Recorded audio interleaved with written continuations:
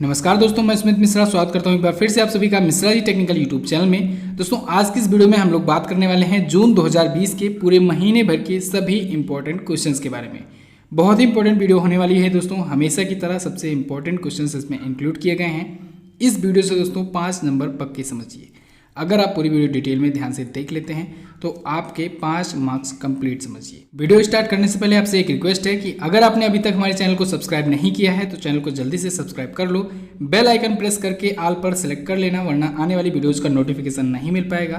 दोस्तों ऐसी ही वीडियोज़ मैं रेगुलर लाया करता हूँ, डेली 2 वीडियो आती है हमारे चैनल पर, तो वो निश्चित ही आपके लिए हेल्पफुल साबित होगी अगर आप चैनल को सब्सक्राइब करके रखेंगे तो। साथ ही साथ दोस्तों आप इस वीडियो की क्विज भी सॉल्व कर पाएंगे। क्विज मिलेगी आपको Mishra ji technical MGT app पर। MGT app Google play store से जाकर आप लोग डाउनलोड कर लीजिए। वहां पर आपको free quizzes, free PDF files, free study materials, free videos, mock test, e books सब कुछ मिल जाएगा एप्लीकेशन पर। तो अगर आपने अभी तक ऐप नहीं इंस्टॉल किया है तो एमजीटी ऐप को जरूर इंस्टॉल करें। तो चलिए दोस्तों अब ज़्यादा देर ना करते हुए वीडियो को स्टार्ट करते हैं। सबसे पहला क्वेश्चन देखते हैं, किस राज्य ने के फोन नामक मुफ्त इंटरनेट सेवा शुरू करने की घोषणा की? तो अभी हाल ही में केरल राज्य सरकार ने दोस्तों के फोन नामक मुफ्त इंटरनेट सर्विस शुरू करने की घोषणा की है। इस सर्विस के अनुसार होगा ये कि केरल में ग्रामीण क्षेत्रों तक फ्री में इंटरनेट सर्विसेज प्रोवाइड की जाएगी के फोन सेवा के तहत। ठीक है, के फोन का मतलब होता है केरला फाइबर ऑप्टिक्स नेटवर्क। क्या?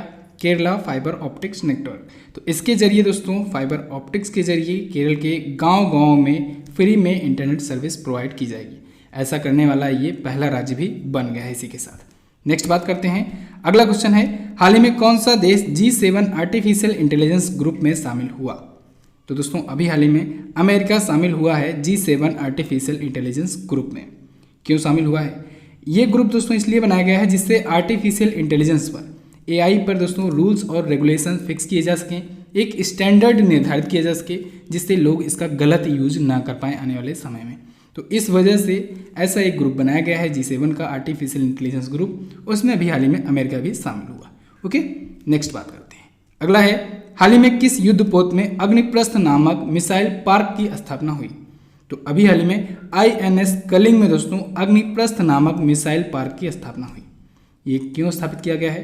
तो दोस्तों INS कलिंग में अभी तक, जब तक ये कमीशन किया गया तब से अभी तक जितने लोग, जितने वर्कर्स, जितने ऑफिसर, जितने अधिकारी उस पर काम किए हैं, उन सभी को सम्मान देने के लिए एक अग्निप्रस्थ नामक मिसाइल पार्क की स्थापना की गई है। अगला है, किस देश ने विश्व स्वास्थ्य संगठन से अपने सभी संबंधों को समाप्त करने की घोषणा की?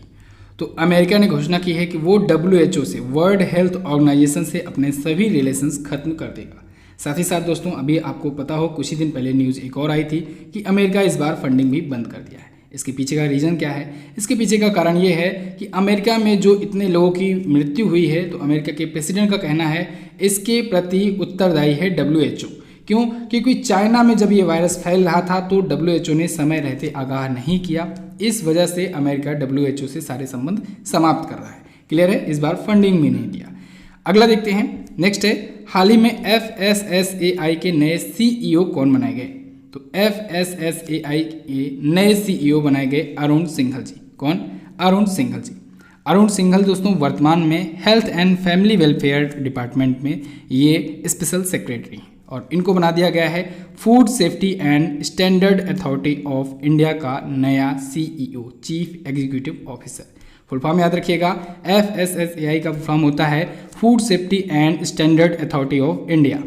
इसके चेयरपर्सन है रीता तेवतिया। कौन है? रीता तेवतिया है इसकी चेयरपर्सन। स्थापना हुई थी 2011 में। क्लियर है? नई दिल्ली में है हेडक्वार्टर। नेक्स्ट बात करते हैं, अगला है, विश्व के सबसे ज़्यादा कमाई करने वाले एथलीट कौन बने? तो अभी हाल में दोस्तों फोर्ब्स ने अपनी एक लिस्ट जारी की है। फोर्ब्स की लिस्ट के अनुसार रोजर फेडरर दोस्तों हैं विश्व के सबसे ज़्यादा कमाई करने वाले एथलीट। कौन है? Roger Federer. अब देखिए दोस्तों, रोजर फेडरर को फोर्ब्स की लिस्ट ने बताया है कि इस बार वो पिछले साल में 106.3 मिलियन डॉलर की कमाई की है और इनके बाद जिनका नंबर है यानी कि क्रिस्टियानो रोनाल्डो, उनकी कमाई है 105 मिलियन डॉलर की। ठीक है, तो वो सेकंड एथलीट हैं सबसे ज़्यादा कमाई करने वाले। एक पॉइंट और याद रखना है आपको, टॉप 100 में दोस्तों एकमात्र भारतीय शामिल हैं विराट कोहली, जिनका रैंक है 66वां। ठीक है, 66वें स्थान पर है विराट कोहली। इस लिस्ट में एकमात्र भारतीय हैं। रोजर फेडरर की बात की जाए तो रोजर फेडरर दोस्तों ये हैं स्विट्जरलैंड के, ओके। और क्रिस्टियानो रोनाल्डो की बात करें तो ये पुर्तगाल के हैं। इतनी चीज़ें आपको ध्यान में रखनी है। नेक्स्ट बात करते हैं, किस राज्य सरकार ने विशेष आजीविका हस्तक्षेप योजना को मंजूरी दी? तो अभी हाल ही में उड़ीसा राज्य सरकार ने विशेष आजीविका हस्तक्षेप योजना को मंजूरी दी है। इस योजना के तहत उड़ीसा सरकार दोस्तों 17,000 करोड़ रुपए खर्च करेगी। कितने? 17,000 करोड़ रुपए खर्च करेगी। ये योजना क्या है? इस योजना के तहत दोस्तों जो वहाँ के फार्मर्स हैं यानी किसान हैं, प्रवासी कामगार हैं, ऐसे सहित जो भी लोग कोविड-19 से प्रभावित हुए हैं, ऐसे लोगों की मदद की जाएगी इस योजना के तहत, ओके। तो सरकार 17,000 करोड़ रुपए भी खर्च करेगी इस योजना पर, उड़ीसा सरकार। नेक्स्ट बात करते हैं, अगला है, हाल ही में मोहम्मद अब्दुल मन्नान ने कोविड-19 पर कौन सी बुक लिखी?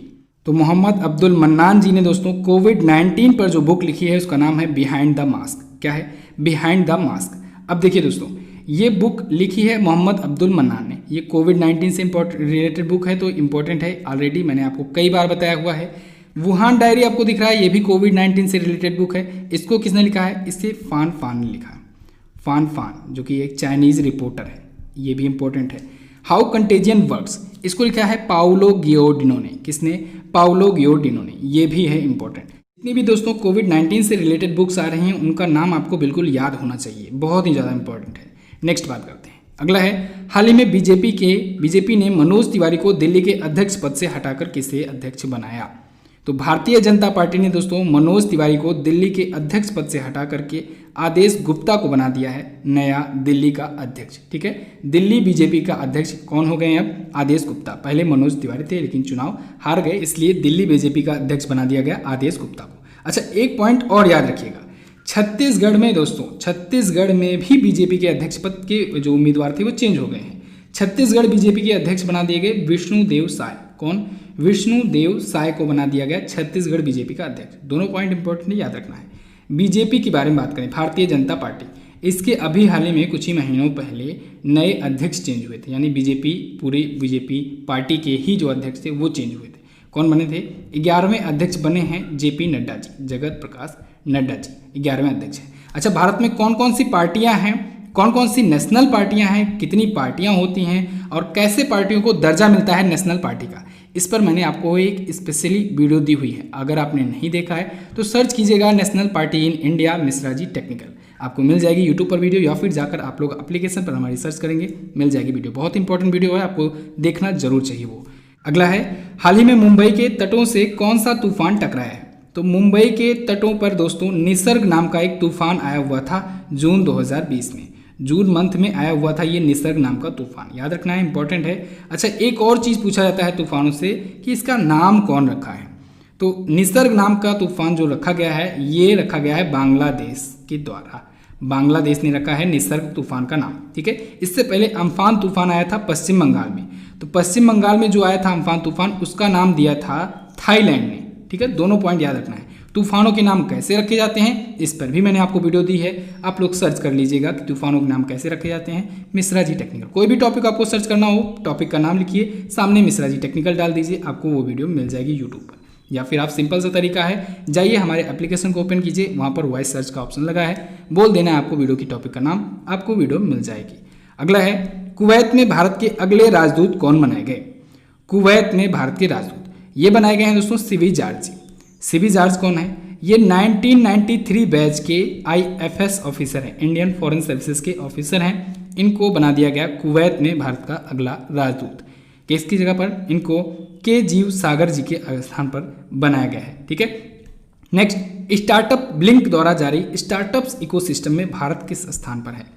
तो स्टार्टअप्स इकोसिस्टम में भारत आ गया है दोस्तों 23वें स्थान पर। किस स्थान पर? 23वें स्थान पर है भारत। फर्स्ट पर कौन है? फर्स्ट पर है अमेरिका, सेकंड पर है ब्रिटेन और थर्ड पर है इजराइल। 2020 में अब तक जितनी भी इंपॉर्टेंट इंडेक्स और रैंकिंग आई हुई है सब पर वीडियो आपको दी जा चुकी है, देखिएगा जरूर। टॉपिक वाइज दोस्तों हर एक चीज़ पर आपको वीडियो दी गई है। अब आप अगर तैयारी करते हो तो आपको सभी वीडियो देखना जरूर चाहिए। नेक्स्ट, IIFL फाइनेंस का ब्रांड एम्बेसडर किसे बनाया गया? तो IIFL फाइनेंस के ब्रांड एम्बेसडर बनाए गए रोहित शर्मा। रोहित शर्मा भारतीय टीम के उप कप्तान हैं, इनको IIFL का पहला ब्रांड एम्बेसडर बनाया गया। ठीक है, याद रखिएगा ये पहले ब्रांड एम्बेसडर हैं इसके। ओके, नेक्स्ट, दिल्ली सरकार ने बेड और वेंटिलेटर्स की उपलब्धता के बारे में जानकारी के लिए कौन सा ऐप लॉन्च किया? ये क्वेश्चन इंपॉर्टेंट है। दिल्ली सरकार ने दोस्तों बेड और वेंटिलेटर्स की उपलब्धता के लिए एक दिल्ली कोरोना नाम से ऐप लॉन्च किया है। इस ऐप का वर्किंग प्रिंसिपल ये है दोस्तों कि इस ऐप के जरिए कोई भी व्यक्ति ये जान पाएगा कि उसके आसपास या फिर दिल्ली में जहाँ पर भी वो है, जो हॉस्पिटल्स हैं उसमें कितने वेंटिलेटर्स खाली हैं या फिर उसमें कितने आईसीयू बेड खाली हैं। तो ऐसा ही कुछ ऐप एक मुंबई ने भी लॉन्च किया है। मुंबई में जो ऐप लॉन्च किया गया है उसका नाम है एयर वेंटी।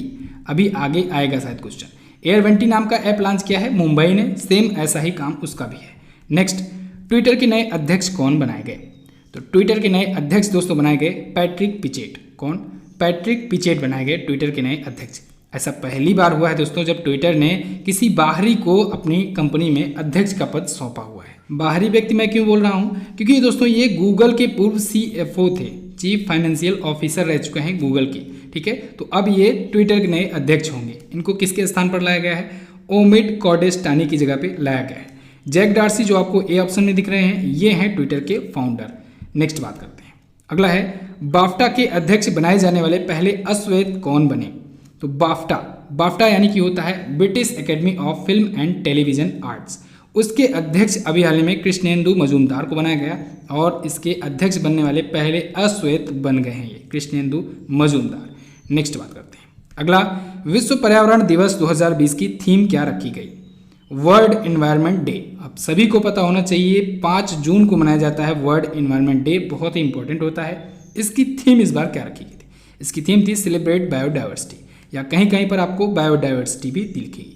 तो सेलिब्रेट बायोडाइवर्सिटी थी इस बार की इसकी थीम, वर्ल्ड एनवायरनमेंट डे की। इंपॉर्टेंट डे होता है, इसको आपको ध्यान में रखना है। ये मनाया कब से जाना शुरू हुआ? तो ये दोस्तों 1974 में पहली बार मनाया गया, 1974 में पहली बार मनाया गया। क्यों? क्योंकि दोस्तों 1972 में यानी 2 साल पहले इसके 5 से 16 जून तक मानव पर्यावरण पर एक सम्मेलन आयोजित किया गया था। तो इसी वजह से 5 से 16 जून को क्योंकि आयोजित किया गया था, तो इसी वजह से इसके पहले दिन यानी 5 जून को मनाया जाना शुरू हुआ 1974 के बाद से विश्व पर्यावरण दिवस। नेक्स्ट बात करते हैं। अगला है, किस राज्य की पुलिस ने डिप्रेशन ग्रस्त कर्मियों के लिए स्पंदन अभियान शुरू किया? तो स्पंदन अभियान शुरू किया है दोस्तों छत्तीसगढ़ पुलिस ने। किसने? छत्तीसगढ़ पुलिस ने। ये क्यों शुरू किया गया है? तो पुलिसकर्मी जो हैं लगातार काम करते करते थक जाते हैं या फिर डिप्रेशन का शिकार हो जाते हैं, मानसिक तनाव आ जाता है। तो ऐसे लोगों को योगा, म्यूजिक या फिर और भी मनोरंजन के साधन प्रोवाइड करने के लिए एक स्पंदन अभियान शुरू किया गया है छत्तीसगढ़ पुलिस के द्वारा। याद रखना है, इंपॉर्टेंट है। नेक्स्ट, हाल ही में किस राज्य सरकार ने मेघ संदेश ऐप लॉन्च किया? तो मेघ संदेश ऐप लॉन्च किया है दोस्तों कर्नाटक राज्य सरकार ने। इसका क्या काम है? मेघ संदेश ऐप का काम ये होगा कि पहले से प्रिडिक्शन करना कि मौसम कैसा है। कहाँ पर? कर्नाटक में, बेंगलुरु में मौसम कैसा है, मौसम खराब होने वाला है कि नहीं है, यानी कि प्रिडिक्शन करने के लिए, मौसम की प्रिडिक्शन करने के लिए ये मेघ संदेश ऐप लॉन्च किया गया है। मेघ मतलब बादल होता है, इससे आप लोग समझ सकते हैं। नेक्स्ट, किस राज्य सरकार ने निवेश मित्र नामक पोर्टल लॉन्च किया? तो दोस्तों उत्तर प्रदेश ने लॉन्च किया है निवेश मित्र नाम का पोर्टल। निवेश मित्र किस लिए लॉन्च किया गया है? तो यूपी में इन्वेस्टर्स को लुभाने के लिए, उनको तरह तरह के इन्वेस्टमेंट के लिए आकर्षक एक योजनाएं प्रोवाइड करने के लिए, जिससे ज़्यादा से ज़्यादा इन्वेस्टर आएँ, यूपी में इन्वेस्ट करें। इस वजह से ही ये निवेश मित्र नाम का ऐप और पोर्टल लॉन्च किया गया है। क्लियर है? नेक्स्ट बात करते हैं। अगला है, UNADP के लिए goodwill ambassador to the poor किसे बनाया गया? तो अभी हाल ही में एम नेत्रा को, किसे? एम नेत्रा को दोस्तों UNADP के लिए goodwill ambassador to the poor बनाया गया है। अब एम नेत्रा को ही क्यों चुना गया? एक्चुअली में एम नेत्रा जो हैं ये तमिलनाडु में एक सैलून मालिक की बेटी हैं, 13 साल की इनकी उम्र है और इन्होंने अपनी पढ़ाई के लिए लगभग 5 लाख रुपए इकट्ठे किए थे। और इन 5 लाख रुपए को कोविड-19 महामारी के दौरान जो गरीब व्यक्ति थे, जो भुखमरी का शिकार होने की कगार पर थे, जिनके पास कोई रोजगार की व्यवस्था नहीं थी, ऐसे लोगों की इन्होंने मदद की इन 5 लाख रुपयों से। तो इस वजह से UNADP ने प्रभावित होकर इनको बनाया है goodwill ambassador to the poor. ठीक है, UNADP है क्या?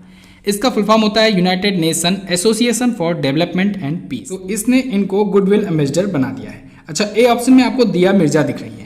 दिया मिर्जा को दोस्तों अभी हाल ही में एक न्यूज़ आई थी कि 2022 तक के लिए, कब के लिए? 2022 तक के लिए UNEP का, यूनाइटेड नेशन एनवायरनमेंट प्रोग्राम का गुडविल एम्बेसडर बना दिया गया। हालांकि ये पहले भी UNEP की थी गुडविल एम्बेसडर, लेकिन कार्यकाल इनका 2022 तक के लिए बढ़ा दिया गया है।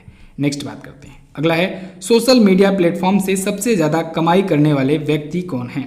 तो सोशल मीडिया प्लेटफॉर्म से सबसे ज़्यादा कमाई करने वाले व्यक्ति बन गए हैं क्रिस्टियानो रोनाल्डो। इन्होंने दोस्तों 18 करोड़ रुपए कमाए। कितने? 18 करोड़ रुपए इन्होंने कमाए हैं। सेकंड पर है लियोनेल मेसी, दोनों ही फुटबॉलर हैं। विराट कोहली भी इस लिस्ट में है शामिल। विराट कोहली दोस्तों टॉप 10 में शामिल हैं और टॉप 10 में शामिल होने वाले एकमात्र भारतीय हैं। क्लियर? अगला है मोनिका मेहता को किस देश में भारत का राजदूत बनाया गया? तो मोनिका मेहता को दोस्तों स्विट्जरलैंड में बनाया गया भारत का राजदूत।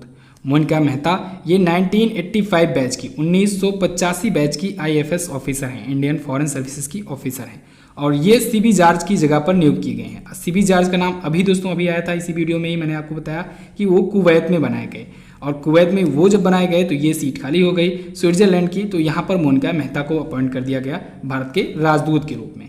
नेक्स्ट बात करते हैं। अगला है G20 ग्रुप ने कोविड-19 महामारी के लिए कितने की सहायता की घोषणा की है? तो G20 ग्रुप ने दोस्तों कोविड-19 महामारी से लड़ने के लिए 21 बिलियन डॉलर की, कितने की? 21 बिलियन डॉलर की राशि की मंजूरी दी है। तो 21 बिलियन डॉलर की सहायता करेगा G20 ग्रुप। G20 ग्रुप क्या है? ये दोस्तों 20 ऐसे देशों का समूह है जिसकी स्थापना 1999 में की गई थी। 20 मेंबर कंट्रीज इसकी हैं। इसकी समिट भी होती है हर साल और इस बार की समिट की मेज़बानी कर रहा है सऊदी अरब। सऊदी अरब के रियाद में इस बार होने वाला है। कब होगा? 21 और 22 नवंबर को आयोजित होगा G20 समिट 2020 का रियाद में सऊदी अरब में। याद रखना है, इंपॉर्टेंट है ये भी। नेक्स्ट, किस संस्थान ने आर्टिफिशियल इंटेलिजेंस बेस्ड कोविड-19 टेस्टिंग किट विकसित किया? तो IIT हैदराबाद ने दोस्तों डेवलप किया है आर्टिफिशियल इंटेलिजेंस बेस्ड कोविड-19 टेस्टिंग किट। IIT पर भी रिलेटेड आपको वीडियो दी गई है, ये भी आपको वीडियो मिल जाएगी। नेक्स्ट, किस राज्य सरकार ने ऑनलाइन कचरा प्रबंधन प्लेटफॉर्म लॉन्च किया? ऑनलाइन कचरा प्रबंधन प्लेटफॉर्म दोस्तों आंध्र प्रदेश ने लॉन्च किया है। इसका कैसे यूज होगा? तो दोस्तों इसका यूज इस प्रकार से होगा कुछ कि जितने भी राज्य में जो भी शहर हैं, जहाँ भी प्लेस हैं जहाँ पर कचरा कूड़ा इकट्ठा किया जाता है, उनकी ये देख रेख करेगा। ऑनलाइन इस पर पूरा डिटेल अपलोड किया जाएगा। ठीक है, तो उस पर क्या उसकी सफाई कैसे हो रही है, क्या प्रोग्रेस है, वो सभी निगरानी इस पर की जाएगी इस पोर्टल के माध्यम से। ये पोर्टल जो है ये 6R बेस्ड पर है, 6R पर बेस्ड है। 6R का मतलब इसमें एक R का मतलब होता है रेस्क्यू, एक का मतलब रिड्यूस, एक का मतलब रिसाइकल, एक का मतलब रीडिजाइन, एक R का मतलब रिफर्बिश और लास्ट R का मतलब रीमैन्युफैक्चर। तो इस प्रकार से ये 6R बेस्ड पर बेस्ड है। ठीक है, आंध्र प्रदेश ने लॉन्च किया है ऑनलाइन कचरा प्रबंधन प्लेटफॉर्म। नेक्स्ट, किस राज्य ने कॉलेजों में एडमिशन 100% फ्री किया? तो दोस्तों असम राज्य सरकार ने 2020-21 सत्र के लिए, इस बार के सत्र के लिए कॉलेजों में असम राज्य के जितने भी कॉलेज हैं, जितने भी इंस्टीट्यूट हैं, सभी में एडमिशन 100% फ्री कर दिया है, लेकिन सिर्फ और सिर्फ इस बार के सत्र के लिए। ठीक है, क्यों? कोविड-19 महामारी की वजह से अर्थव्यवस्था सभी लोगों की टूटी हुई है। इस वजह को इसको ध्यान में रखते हुए असम सरकार ने ये फैसला लिया है। अगला है, किस रेलवे जंक्शन को CII द्वारा गोल्ड रेटिंग दी गई? तो CII यानी कॉन्फेडरेशन ऑफ इंडियन इंडस्ट्री के द्वारा अभी हाल ही में तिरुचिरापल्ली रेलवे जंक्शन को दिया गया gold rating. Tiruchirappalli railway junction दोस्तों ये है तमिलनाडु में और कॉन्फेडरेशन ऑफ इंडियन इंडस्ट्री के द्वारा यहाँ पर पर्यावरण अनुकूल उपायों को ध्यान में रखते हुए इसको गोल्ड रेटिंग प्रोवाइड की गई है। CII के बारे में बात करें तो इसके अध्यक्ष बनाए गए हैं अभी हाल ही में उदय कोटक जी। कोटक महिंद्रा बैंक के जो CEO और फाउंडर हैं, उन्हीं उदय कोटक को बनाया गया इसका अध्यक्ष। ठीक है, नई दिल्ली में हेडक्वार्टर है और स्थापना हुई थी 1895 में। नेक्स्ट बात करते हैं। अगला है, उत्तराखंड की ग्रीष्मकालीन राजधानी किसे बनाया गया? अभी हाल ही में गैरसैंण को दोस्तों बनाया गया है उत्तराखंड की ग्रीष्मकालीन राजधानी। उत्तराखंड के चमोली जिले की ये एक तहसील है। ठीक है, वैसे जनरली देहरादून राजधानी है, लेकिन ग्रीष्मकालीन राजधानी अब गैरसैंण होगी उत्तराखंड की। नेक्स्ट बात करते हैं, हाल ही में किसने तुरंत कस्टम्स का शुभारंभ किया?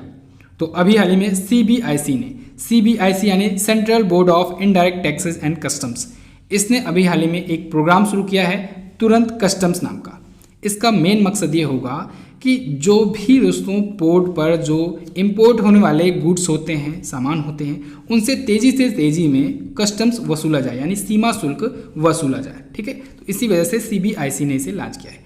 CBIC के बारे में अगर थोड़ा सा और डिटेल जानने की कोशिश करें तो M अजीत कुमार जी इसके वर्तमान में है दोस्तों अध्यक्ष। 1944 में हुई थी स्थापना और नई दिल्ली में है इसका हेडक्वार्टर। नेक्स्ट, हाल ही में OPEC ने तेल उत्पादन में कितने प्रतिशत की कटौती की घोषणा की? तो ओपेक ने दोस्तों तेल के प्रोडक्शन में अभी हाल ही में 10% की कटौती की घोषणा की है। ओपेक मतलब होता है organisation of petroleum exporting countries, यानी ऐसे देशों का समूह जो लोग पेट्रोलियम का एक्सपोर्टेशन करते हैं। तो ऐसे देशों का एक समूह है ओपेक संगठन, जो दोस्तों तेल का उत्पादन करता है, साथ ही साथ पूरी दुनिया भर में एक्सपोर्ट करता है। तो उसने अभी हाल ही में कहा है कि 10% तक की कटौती करेगा प्रोडक्शन में, यानी 10% कम उत्पादन करेगा। इससे क्या होगा? इससे दोस्तों होगा ये कि तेल की कीमतें बढ़ेंगी। अब तेल की कीमतें इसलिए बढ़ाई जा रही हैं जिससे जो कोविड-19 के कारण जो लॉस हुआ है वो लॉस कवर अप किया जा सके, और ऐसा करना ये जारी रखेगा जुलाई अंत तक, यानी कि जुलाई मंथ के एंड तक। ठीक है, तो 10% की कटौती करेगा, लगभग 10 मिलियन बैरल होता है ये ऑयल। ओपेक के बारे में अगर बात करें दोस्तों तो इसका हेडक्वार्टर है वियना में। वर्तमान में इसमें 13 मेंबर कंट्रीज हैं इसकी। ठीक है, और इसके सेक्रेटरी जनरल हैं मोहम्मद बारकिंडो। कौन है? मोहम्मद बारकिंडो। 1961 में ये आया था सामने। चलिए नेक्स्ट बात करते हैं, किस राज्य ने प्लांट हेल्थ क्लिनिक का उद्घाटन किया? तो अभी हाल ही में मणिपुर राज्य सरकार ने प्लांट हेल्थ क्लिनिक का उद्घाटन किया है। ये उद्घाटन किया गया है दोस्तों 5 जून को यानी पर्यावरण दिवस के अवसर पर। क्यों स्थापित किया गया है? तो दोस्तों मणिपुर की राजधानी जो इम्फाल है, वहाँ के बागवानी और मृदा संरक्षण निदेशालय के द्वारा ये प्लांट स्थापित किया गया है, जिससे कृषि और बागवानी को बढ़ावा दिया जा सके। ठीक है, और इसी के थ्रू वहाँ की इकोनॉमी को बूस्ट अप किया जा सके। नेक्स्ट बात करते हैं, अगला है, हाल ही में अमेरिका में किस नाम से तूफान आया?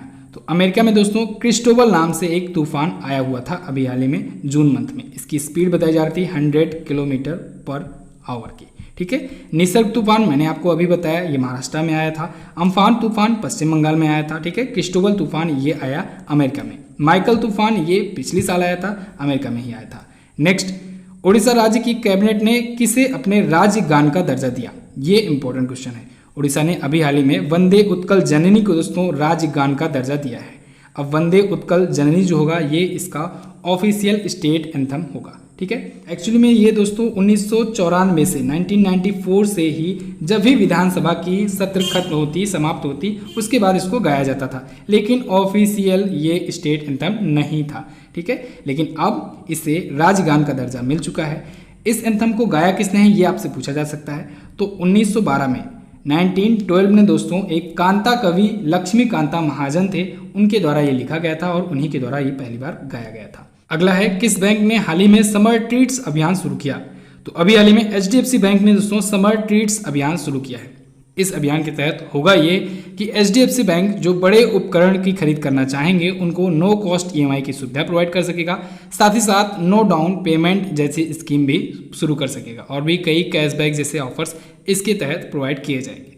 तो HDFC बैंक ने समर ट्रीट्स अभियान शुरू किया है। ओके, नेक्स्ट बात करते हैं, महिला एशिया कप 2022 की मेजबानी कौन करेगा? तो महिला एशिया फुटबॉल कप 2022 की मेजबानी दोस्तों करेगा भारत। अभी हाल ही में एशियन फुटबॉल कॉन्फेडरेशन ने भारत में इसके आयोजन करने की सिफारिश की है। 1979 के बाद दोस्तों दूसरा ऐसा मौका होगा जब भारत में इसका आयोजन किया जा रहा है।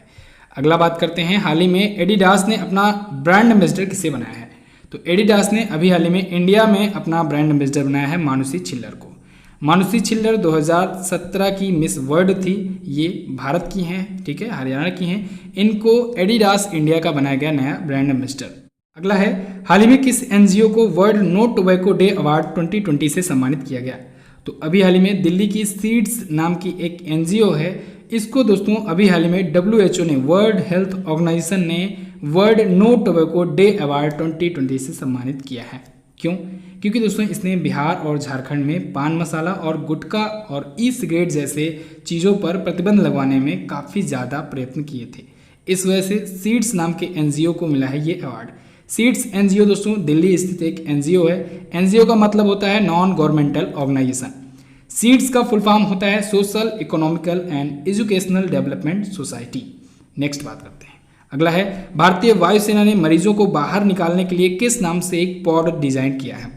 तो भारतीय वायुसेना ने अर्पित नाम का एक पॉड डिजाइन किया है जो दोस्तों मरीजों को बाहर निकालेगा। कहाँ से? पहाड़ी इलाकों से, पहाड़ी क्षेत्रों से मरीजों को बाहर निकाल करके उनको ले जाएगा हॉस्पिटल वगैरह में। तो इस वजह से भारतीय वायुसेना ने अर्पित नाम का एक पॉड डिजाइन किया है।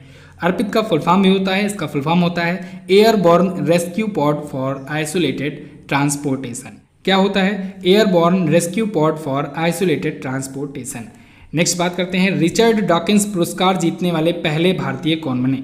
तो दोस्तों जावेद अख्तर जी को दिया गया रिचर्ड डॉकिंस पुरस्कार और ये जीतने वाले बन गए हैं पहले भारतीय। जावेद अख्तर ये फेमस पोएट और सिंगर हैं, इनको वर्ष 2020 के लिए रिचर्ड डॉकिंस पुरस्कार दिया गया है। नेक्स्ट, DIAT ने कोविड-19 से बचाव के लिए कौन सा कीटाणुनाशक स्प्रे विकसित किया है? तो DIAT यानी कि defence institute of advance technology ने अभी हाल ही में अनन्या नाम से एक कीटाणुनाशक स्प्रे डेवलप किया है। ये खास क्यों है? क्योंकि दोस्तों ये एक तो नैनो टेक्नोलॉजी पर बेस्ड है, दूसरा इसका यूज कहीं पर भी किया जा सकता है, किसी भी व्यक्ति के द्वारा किया जा सकता है। PPE किट्स पर, मास्क पर या फिर कोई भी इक्विपमेंट हुआ वहाँ पर इसका यूज किया जा सकता है कीटाणु नाशन के रूप में। तो DIAT यानी defence institute of advance technology ने इसे डेवलप किया है। Defence institute of advance technology का हेडक्वार्टर है दोस्तों पुणे में, महाराष्ट्र में। इसके वाइस चांसलर हैं CP राम नारायण। नेक्स्ट बात करते हैं, अगला है गूगल क्लाउड इंडिया के नए वरिष्ठ निदेशक कौन नियुक्त हुए?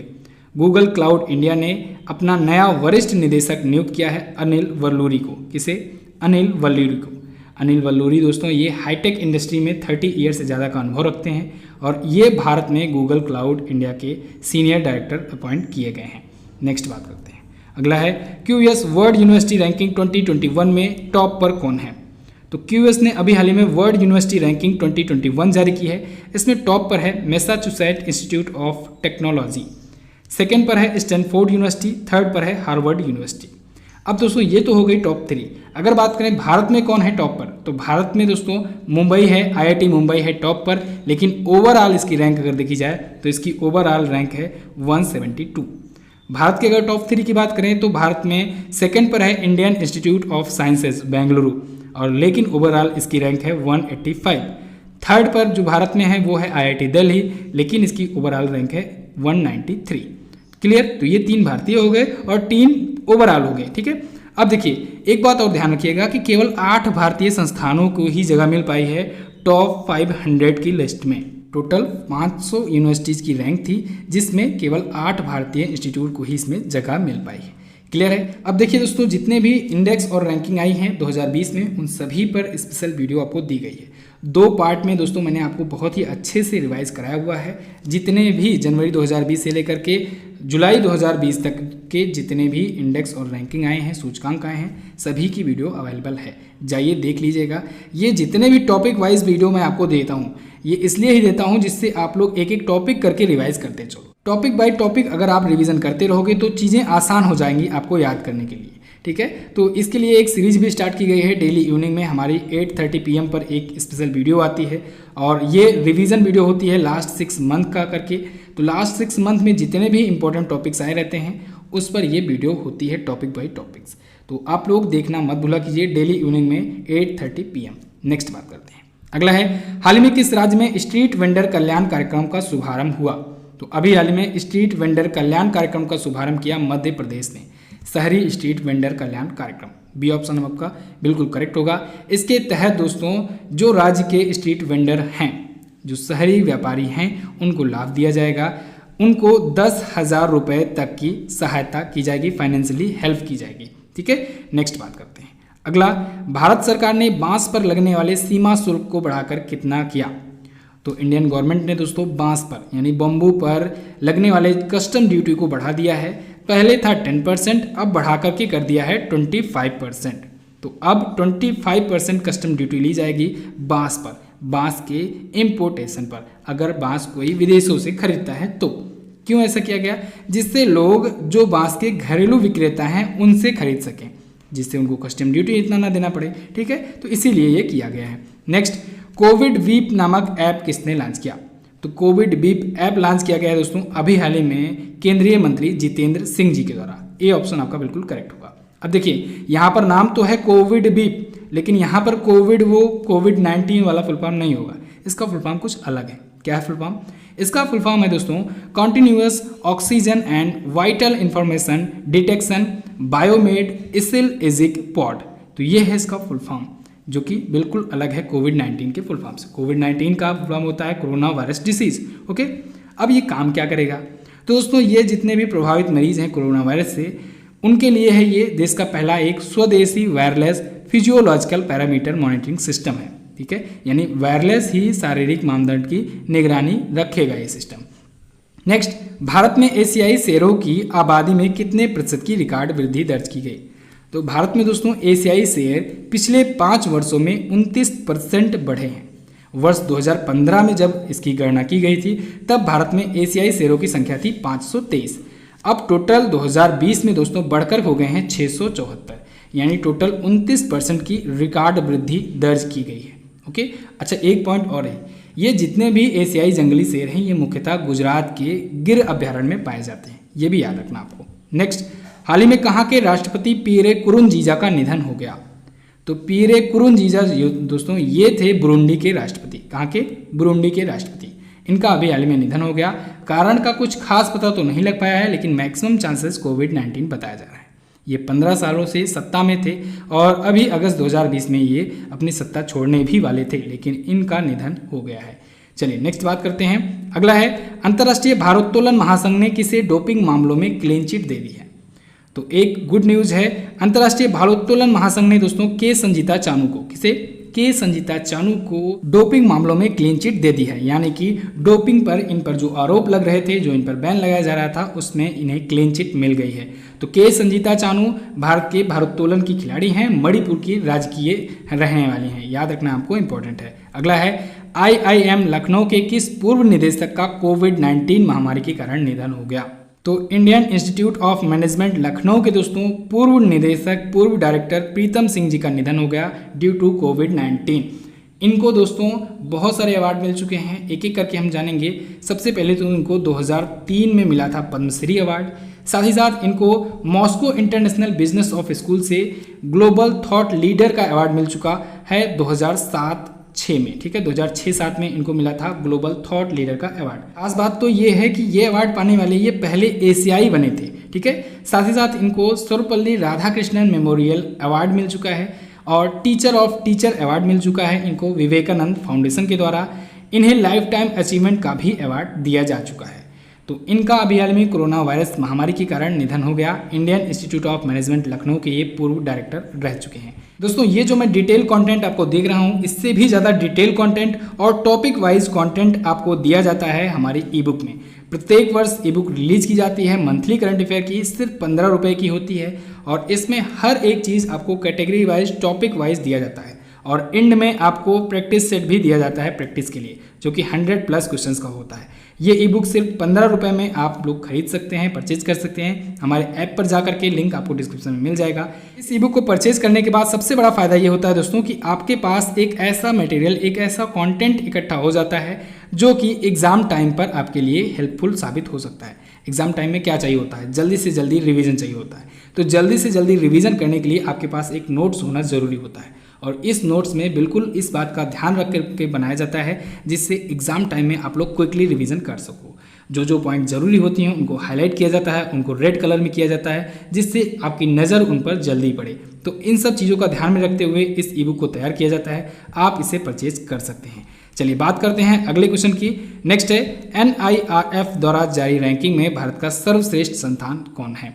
तो दोस्तों NIRF ने भी एक रैंकिंग जारी की just QS world university ranking के बाद। ये भी यूनिवर्सिटी की ही रैंकिंग थी और इसमें हर प्रकार के इंस्टीट्यूट की रैंकिंग जारी की गई। ठीक है, चाहे वो इंजीनियरिंग यूनिवर्सिटी हो, चाहे वो यूनिवर्सिटी की हो, चाहे वो ओवरऑल कैटेगरी हो, तो कई प्रकार की कैटेगरी में ये जारी की गई रैंकिंग। NIRF ने जारी किया है, इसका फुल फॉर्म आपको पता होना चाहिए। NIRF का फुल फॉर्म होता है नेशनल इंस्टीट्यूट्स रैंकिंग फ्रेमवर्क। तो इसको अभी हाल में HRD मिनिस्ट्री के द्वारा लॉन्च किया गया है। देखिए इसमें दोस्तों ओवरऑल कैटेगरी में अगर बात करें तो IIT मद्रास रहा है टॉप पर ओवरऑल कैटेगरी में। सेकंड पर रहा है Indian institute of sciences Bengaluru. देखिए अब ये तो ओवरऑल कैटेगरी हो गई। अगर इंजीनियरिंग कैटेगरी पूछी जाए तब उसमें भी IIT मद्रास है टॉप पर। Indian institute of technology Madras overall category में और इंजीनियरिंग कैटेगरी में, दोनों में है टॉप पर। इंजीनियरिंग कैटेगरी में सेकंड पर है दोस्तों IIT दिल्ली और थर्ड पर है IIT बॉम्बे। 2 कैटेगरी हो गई।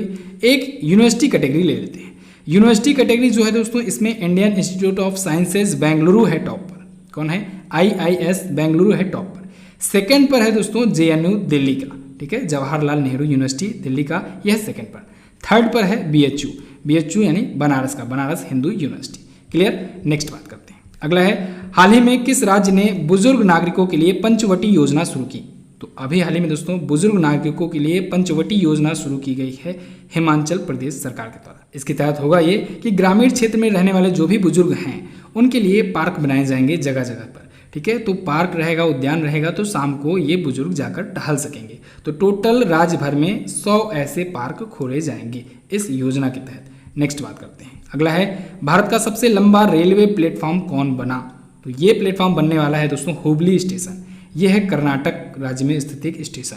ये बन जाएगा अगली साल, अभी नहीं, अभी बन रहा है, अगली साल ये बन जाएगा भारत का ही नहीं दुनिया का बन जाएगा सबसे लंबा रेलवे प्लेटफॉर्म, क्योंकि इसकी लंबाई होगी 1400 मीटर की।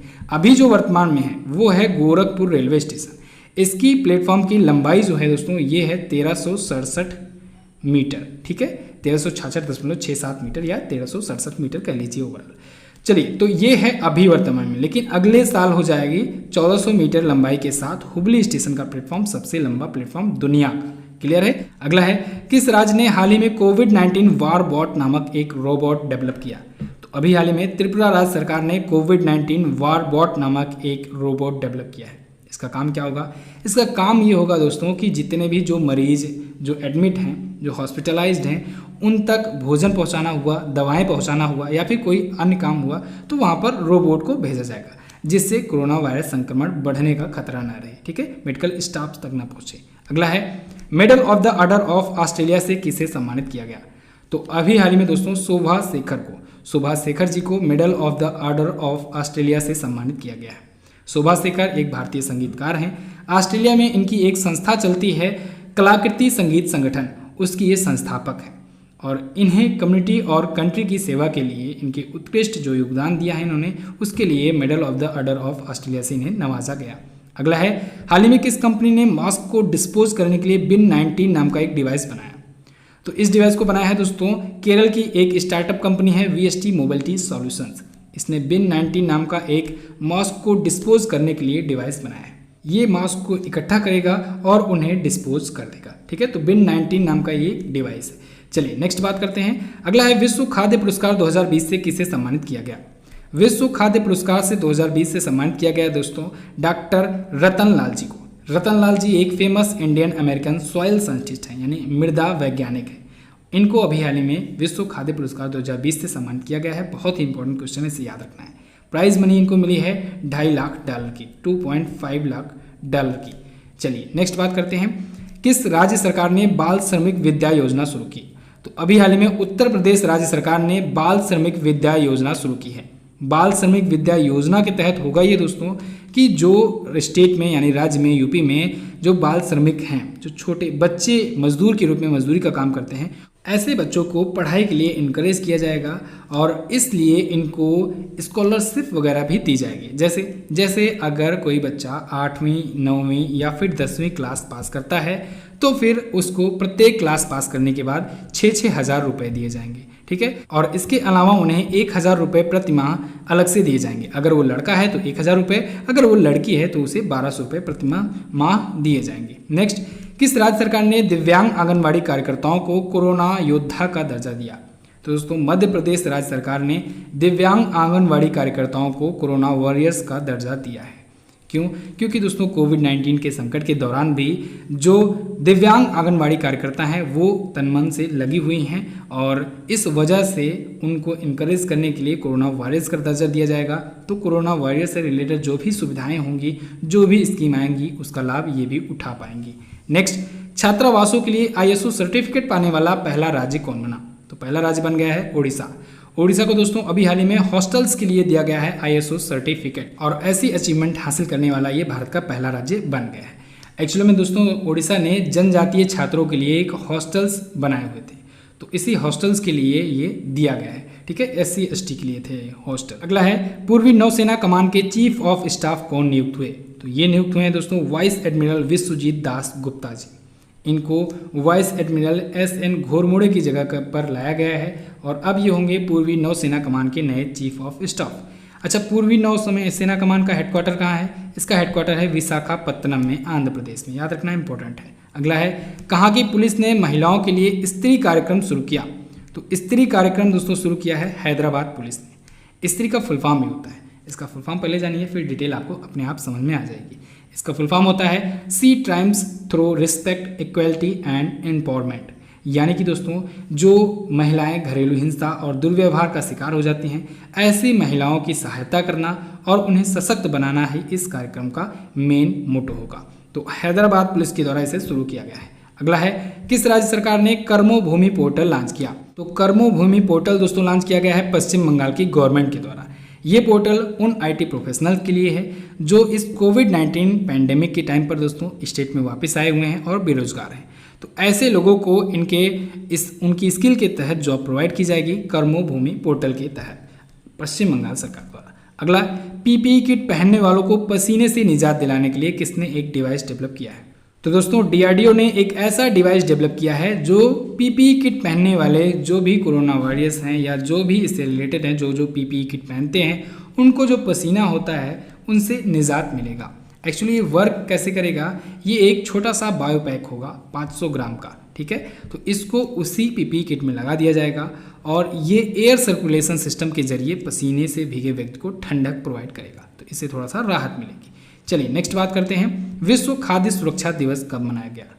तो ये दोस्तों मनाया गया 7 जून को, विश्व खाद्य सुरक्षा दिवस, वर्ल्ड फूड सेफ्टी डे। इसकी शुरुआत दोस्तों हुई थी दिसंबर 2018 से और इसे फूड एंड एग्रीकल्चर ऑर्गेनाइजेशन के सहयोग से मनाया जाता है। अगला है विश्व प्रत्यायन दिवस 2020 की थीम क्या रखी गई थी? तो विश्व प्रत्यायन दिवस 2020 की थीम इस बार की थी दोस्तों एक्रीडेशन इम्प्रूविंग फूड सेफ्टी। क्या? Accreditation improving food safety. विश्व प्रत्यायन दिवस ये मनाया कब जाता है? तो ये दोस्तों 9 जून को मनाया गया। कब? 9 जून को मनाया गया। इसकी थीम मैंने आपको बताया accreditation the improving food safety. Next बात करते हैं, अगला है मारियाना ट्रेंच तक पहुंचने वाली पहली महिला कौन बन गई? तो मारियाना ट्रेंच जो कि दुनिया की सबसे गहरा बिंदु है, दुनिया का सबसे गहरा स्थित पॉइंट है पृथ्वी पर, और इस पर पहुंचने वाली पहली महिला बन गई हैं कैथरीन डी सुलिवन।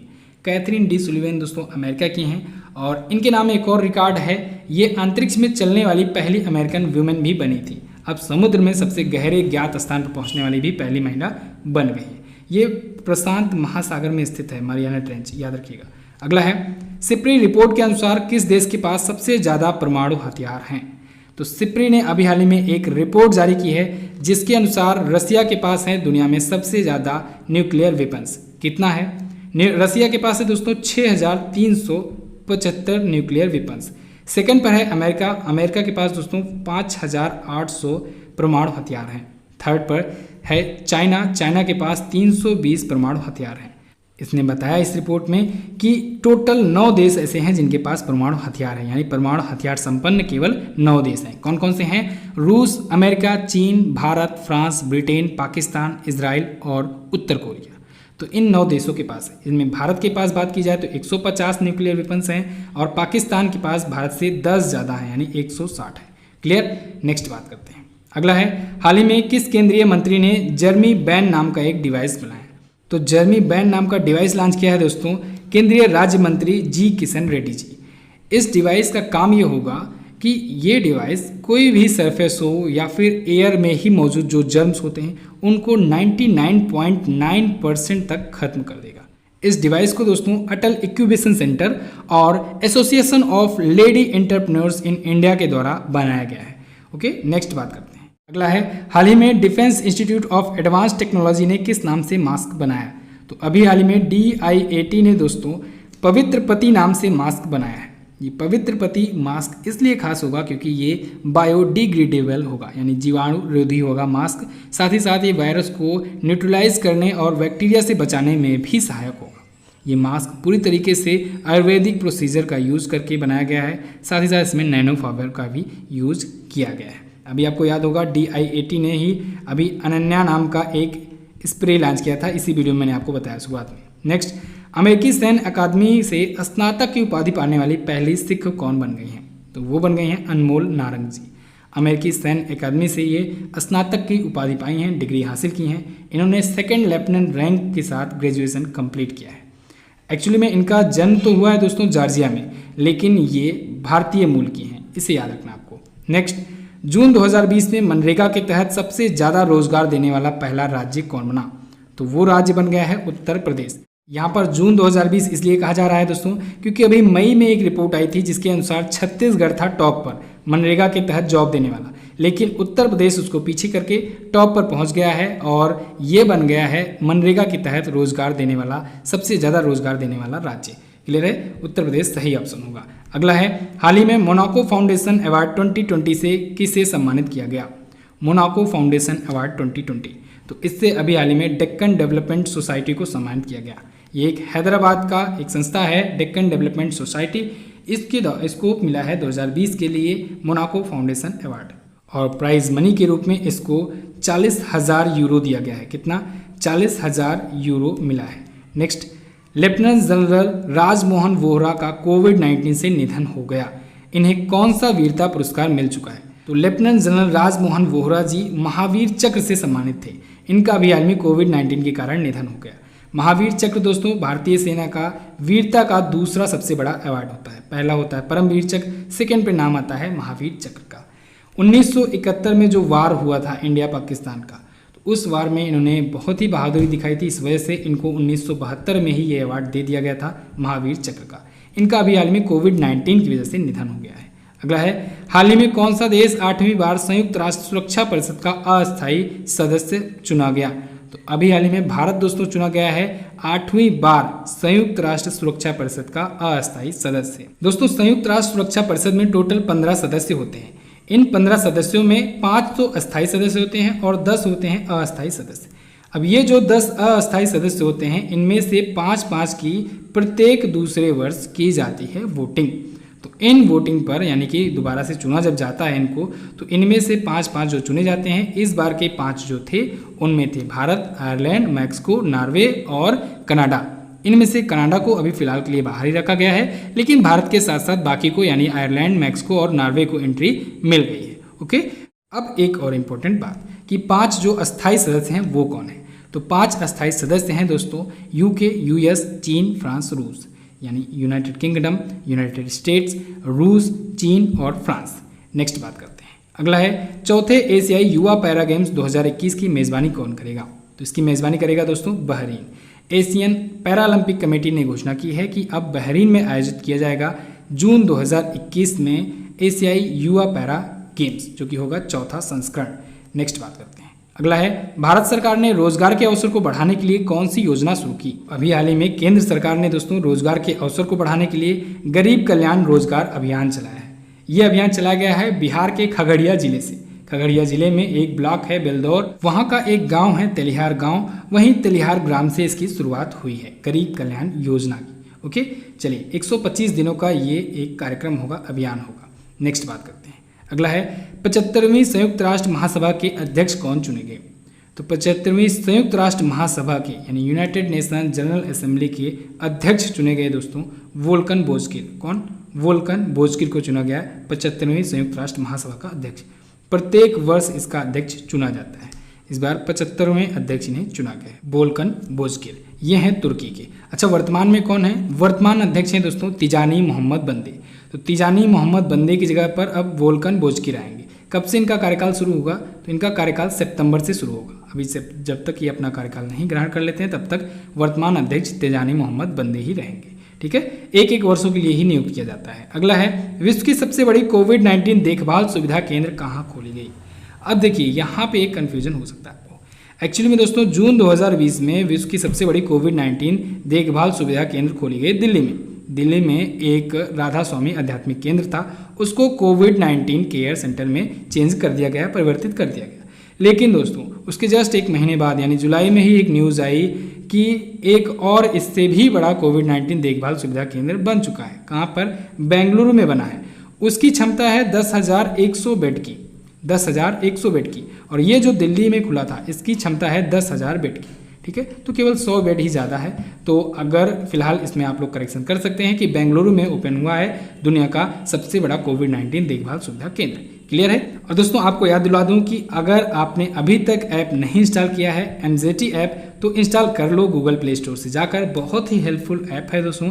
इसमें आपको हर प्रकार की फ्री में डेली क्विज़ेस मिलती हैं, फ्री PDF मिलती है, स्टडी मटेरियल आपको मिल जाता है, फ्री वीडियोज़ मिलती हैं और साथ ही साथ भारत में पहला ऐसा प्लेटफॉर्म है जहाँ पर सिर्फ 5 रुपये में आप लोग मॉक टेस्ट पे करके दे सकते हो। सिर्फ 5 रुपये आपको पे करना है और कोई भी मॉक टेस्ट आप दे सकते हो। और ई बुक्स वगैरह हमारी सब कुछ यहाँ पर मिल जाएगी।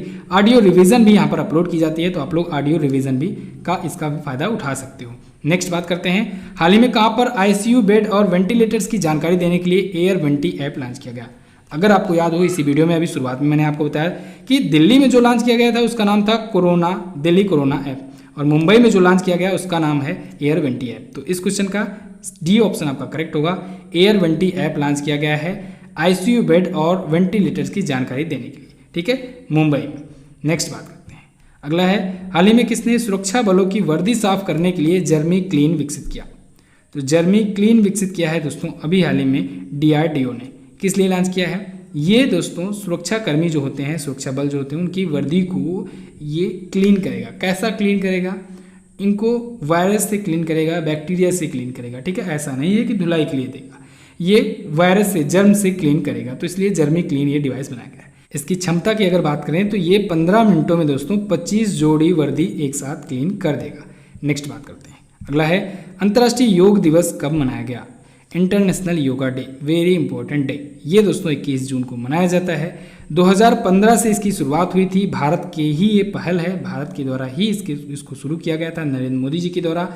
इसकी इस बार की थीम रखी गई थी yoga for health, yoga at home. क्या थी theme? Yoga for health, yoga at home. Important day है, याद रखना आपको। अगला है, ब्लूमबर्ग बिलियनियर इंडेक्स के मुताबिक मुकेश अंबानी दुनिया के कौन से सबसे अमीर व्यक्ति बन गए हैं? तो ब्लूमबर्ग बिलियनियर इंडेक्स के मुताबिक दोस्तों मुकेश अंबानी अब दुनिया के 9वें सबसे अमीर व्यक्ति बन चुके हैं। हालांकि अभी एक नई ताज़ा खबर आई है कि मुकेश अंबानी 7वें स्थान पर पहुंच चुके हैं, ठीक है, लेकिन अपडेट होता रहेगा। फिलहाल अगर इस क्वेश्चन की बात करें तो इसके अनुसार 9वें सबसे अमीर व्यक्ति बन चुके हैं। अगला है, JSW सीमेंट का ब्रांड एम्बेसडर किसे बनाया गया है? JSW सीमेंट, इसके ब्रांड एम्बेसडर बनाए गए सौरभ गांगुली और सुनील छेत्री। इन दोनों को बनाया गया है JSW सीमेंट का ब्रांड एम्बेसडर। तो दोनों ऑप्शन आपका बिल्कुल करेक्ट होगा। सौरभ गांगुली दोस्तों ये भारत के क्रिकेट टीम के पूर्व कप्तान रह चुके हैं। वर्तमान में अगर बात करें तो BCCI के अध्यक्ष हैं। सुनील छेत्री आपको पता है इंडियन फुटबॉल टीम के कैप्टन है और बहुत ही स्टार फुटबॉलर है। नेक्स्ट, हाल ही में किस राज्य ने 18 जून को महान जून विद्रोह दिवस मनाया? तो अभी हाल ही में मणिपुर राज्य सरकार के द्वारा मणिपुर में 18 जून को मनाया गया महान जून विद्रोह दिवस। क्यों मनाया जाता है? तो दोस्तों वर्ष 2001 में मणिपुर में क्षेत्रीय अखंडता के लिए, यानी वहाँ की जमीन मामलों के लिए 1 जून महीने में विद्रोह हुआ था। तो उसमें 18 लोगों की जान चली गई थी। तो उन्हीं शहीदों की याद में ये महान जून विद्रोह दिवस मनाया जाता है। इस बार इसका 19वां संस्करण था, ठीक है, तो 18 जून को ये मनाया जाता है। नेक्स्ट बात करते हैं, अगला है, किस नोबेल विजेता लेखक ने अपने नए उपन्यास Klara and the sun launch करने की घोषणा की? तो अभी हाल ही में काजुओ इशिगुरो ने घोषणा की है कि उनका नया उपन्यास आ रहा है क्लारा एंड द सन। ये कब तक आ जाएगा? ये मार्च 2021 तक आ जाएगा। काजुओ इशिगुरो का ये नया नॉवेल है। काजुओ इशिगुरो दोस्तों ये साहित्य के क्षेत्र में नोबेल प्राइज पा चुके हैं। 2017 का इनको नोबेल मिला था। नेक्स्ट बात करते हैं, अगला है, फोर्ब्स की रियल टाइम बिलियनियर्स की लिस्ट में मुकेश अंबानी का कौन सा स्थान है? तो मुकेश अंबानी है दोस्तों 9वें स्थान पर फोर्ब्स की रियल टाइम बिलियनियर इंडेक्स में। फोर्ब्स ने रियल टाइम बिलियनियर्स इंडेक्स जारी किया है। इसमें फर्स्ट पर जेफ बेजोस बने हुए हैं, अमेजोन के CEO फाउंडर। सेकंड पर दोस्तों माइक्रोसॉफ्ट के फाउंडर बिल गेट्स बने हुए हैं और 9th पर आ गए हैं मुकेश अंबानी। सी ऑप्शन आपका करेक्ट होगा। नेक्स्ट, 21 जून को मनाए गए विश्व हाइड्रोग्राफी दिवस की थीम क्या रखी गई थी? तो दोस्तों 21 जून को मनाया गया विश्व हाइड्रोग्राफी दिवस। इसकी थीम थी हाइड्रोग्राफी इनेबलिंग ऑटोनोमस टेक्नोलॉजीज। अगला है, हाल ही में कौन सा भारतीय एक्सचेंज दुनिया के टॉप 10 एक्सचेंज में शामिल हुआ? तो दोस्तों बॉम्बे स्टॉक एक्सचेंज यानी BSE दोस्तों शामिल हो गया है दुनिया के टॉप 10 एक्सचेंज में। फर्स्ट पर न्यूयॉर्क एक्सचेंज है, न्यूयॉर्क का, अमेरिका का, ठीक है, और भारत का ये जो BSE है ये दोस्तों टॉप 10 में शामिल हो चुका है। अब इसकी रैंक है 10वीं। ओके, चलिए नेक्स्ट बात करते हैं, किस राज्य सरकार ने एकटू खेलो एकटू पढ़ो नामक लर्निंग प्रोजेक्ट लॉन्च किया? तो अभी हाल ही में त्रिपुरा राज्य सरकार ने एकटू खेलो एकटू पढ़ो नाम का एक लर्निंग प्रोजेक्ट शुरू किया है। ये इसलिए लॉन्च किया गया है जिससे गार्जियंस के स्मार्टफोन के माध्यम से जो छोटे छोटे बच्चे हैं वो मनोरंजक तरीके से अपनी पढ़ाई कंटिन्यू कर सके इस कोविड-19 महामारी के दौरान।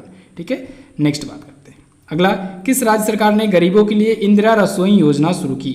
इंदिरा रसोई योजना ये शुरू किया है राजस्थान सरकार ने। किसके लिए शुरू किया गया है? गरीबों के लिए शुरू किया गया है, उनको किफ़ायती दरों पर भोजन प्रोवाइड किया जाएगा। नेक्स्ट, उत्तराखंड क्रिकेट टीम का मुख्य कोच किसे बनाया गया? तो अभी हाल ही में वसीम जाफर को दोस्तों बनाया गया उत्तराखंड क्रिकेट टीम का मुख्य कोच।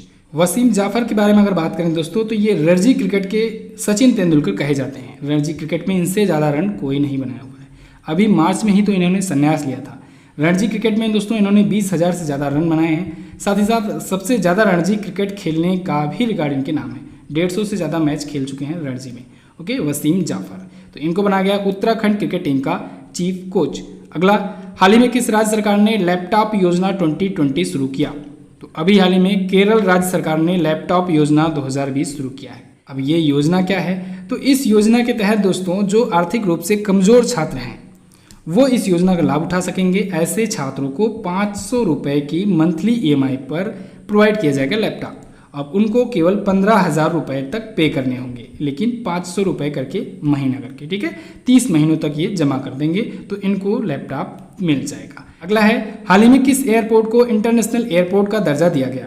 तो अभी हाल ही में कुशीनगर एयरपोर्ट को इंटरनेशनल एयरपोर्ट का दर्जा दिया गया है। कुशीनगर जिला दोस्तों यूपी का एक जिला है, वहाँ पर एयरपोर्ट था कुशीनगर एयरपोर्ट, उसको अब इंटरनेशनल एयरपोर्ट का दर्जा मिल चुका है।